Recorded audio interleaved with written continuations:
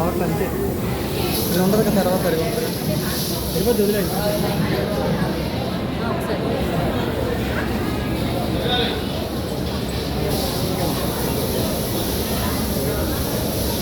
Right మళ్ళీ చేస్తాం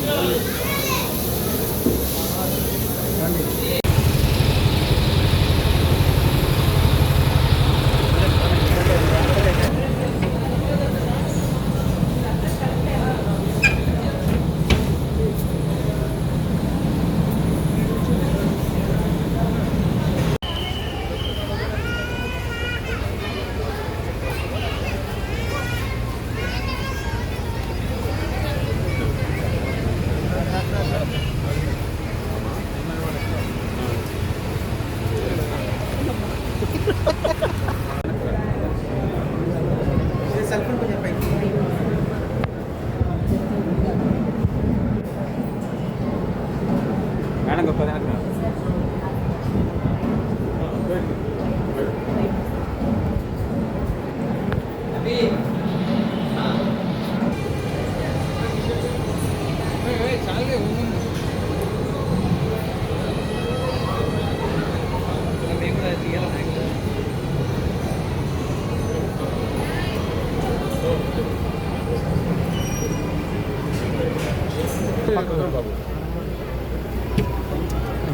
నువ్వు కంగారు పడుతుంది అడగండి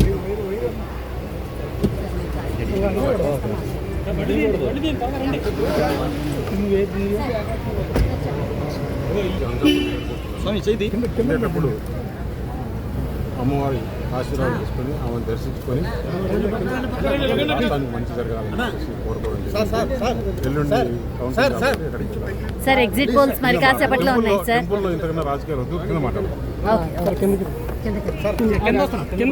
ఏదైనా ఒక కార్యక్రమానికి ముందు అమ్మవారిని దర్శించుకొని ఆ అమ్మవారు కనకదుర్గ అమ్మవారు ఏదైతే ఉన్నారో వారి ఆశీర్వాదం తీసుకోవడం ఆనవాయితీ. నేను ఇవాళ అనకాపల్లి బయలుదేరుతున్నాను. 4వ తారీఖు కౌంటింగ్ ఉంది. రేపు ఎల్లుండి ఏజెంట్లకు ఏదైతే తీసుకోవాల్సిన జాగ్రత్తలు ట్రైనింగ్ దీనికోసం అక్కడే ఉండి అందరితో కలిసి 4వ తారీఖు కౌంటింగ్ వెళ్ళడం జరుగుతుంది. దాని ముందు ఇక్కడ వచ్చి అమ్మవారి ఆశీర్వాదం తీసుకోవడం జరుగుతుంది. ఈరోజు సాయంత్రం 6:30 గంటలకి దేశవ్యాప్తంగా మన రాష్ట్రంతో పాటు దేశవ్యాప్తంగా కూడా ఎగ్జిట్ పోల్స్ రిలీజ్ చేస్తారు. నేను చెప్తున్నా ఒకటే, జగన్మోహన్ రెడ్డి చెప్తూ ఉన్నాడు కదా, వై నాట్ 175 అని.